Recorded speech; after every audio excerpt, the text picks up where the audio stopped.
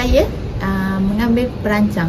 Sebagai perancang, saya merancang satu aktiviti PDP sejarah menggunakan timeline interaktif digital untuk meneroka revolusi perindustrian. Saya memilih platform interaktif yang membolehkan pelajar mengklik imej, menonton video yang ringkas dan membaca maklumat secara berstruktur. Rancangan ini turut mengambil kira keperluan PPK, iaitu pelajar disleksia akan diberikan versi teks yang ringkas dan dengan ikon visual, manakala pelajar yang kurang fokus akan diberikan arahan langkah demi langkah yang pendek. So, dengan perancangan ini, teknologi bukan sekadar alat tambahan, tetapi dia berfungsi bagi menjadikan pembelajaran lebih menarik, mudah diakses dan menyokong minat pelajar. Jana, jangan pergi ke laman lain tau. Stick dengan kita punya pembelajaran. Baik, cikgu. Okey, peranan saya ialah sebagai pengawal. Semasa pelajar menggunakan peranti untuk meneroka timeline digital, saya bertindak sebagai pengawal untuk memastikan pengurusan bil darjah lancar dan selamat. Saya menetapkan peraturan seperti penggunaan handphone dilarang dan larangan buka laman lain, serta memastikan semua pelajar termasuk murid berperluan pendidikan khas dapat menggunakan TMK tanpa tekanan. Saya juga beri isyarat visual dan lisan yang jelas kepada pelajar yang kurang fokus agar mereka kekal pada tugasan. Tindakan kawalan ini memastikan integrasi teknologi berjalan teratur dan fokus pembelajaran dapat dicapai.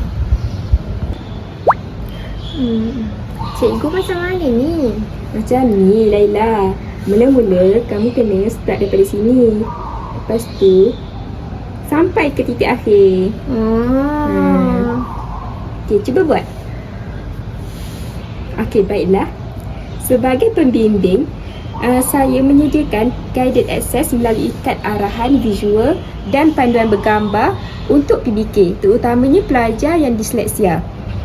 Saya berjalan di antara kumpulan untuk memberi bimbingan berbeza mengikut keperluan. Contohnya, pelajar disleksia diberikan ikon berwarna dan pembacaan teks dibantu oleh fungsi text to speech. Manakala pelajar lain saya bimbing untuk membuat pautan antara peristiwa revolusi perindustrian dengan perkembangan teknologi hari ini. Bimbingan ini memastikan setiap pelajar mampu menggunakan alat digital dengan berkesan. Wah, bagusnya Zafia. Saya berperanan sebagai pendorong, iaitu dalam peranan ini saya akan memberikan galakan aktif kepada murid supaya dia lebih bertanggungjawab dan dalam penggunaan teknologi. Saya juga memuji usaha mereka dalam timeline atau menyiapkan tugasan digital kecil seperti kuis interaktif. Bagi pelajar yang kurang minat terhadap sejarah, saya akan menekankan bahawa penggunaan teknologi akan menjadikan topik tersebut lebih hidup dan mudah difahami. Sokongan emosi ini dapat membantu meningkatkan motivasi pelajar, khususnya PBK, supaya mereka lebih terlibat dan tidak berasa ketinggalan. Assalamualaikum semua. Waalaikumsalam, cikgu. Hari ini cikgu akan beri kamu menjawab soalan kuis dan kamu harus bekerjasama untuk menjawab kuis tersebut. Boleh? Boleh. Okey. Soalan pertama. Cuba kamu try jawab.